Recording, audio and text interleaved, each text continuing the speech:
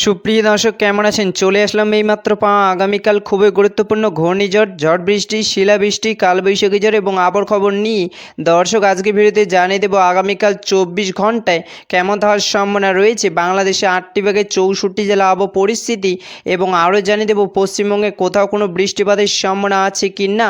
দর্শক আপনি যদি আমাদের চ্যানেলে নতুন দর্শক হয়ে থাকেন তাহলে চ্যানেলটিকে সাবস্ক্রাইব করে পাশে থাকা বেল আইকনটি অন করে দিন।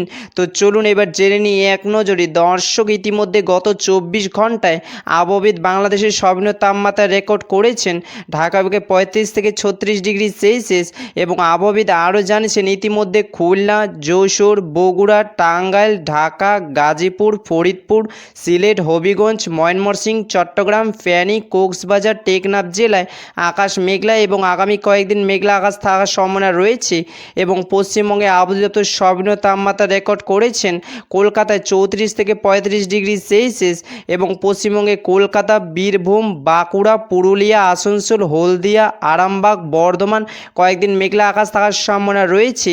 দর্শক এবার সরাসরি চলে আসলাম মেঘ বৃষ্টির সারাই পুরো চিত্রে এবং এই মুহূর্তে দেখতে পাচ্ছি আজ এবং আগামীকাল 24 ঘন্টায় বাংলাদেশে 8টি বিভাগে 64 জেলা আকাশ মেঘলা থাকার সম্ভাবনা রয়েছে।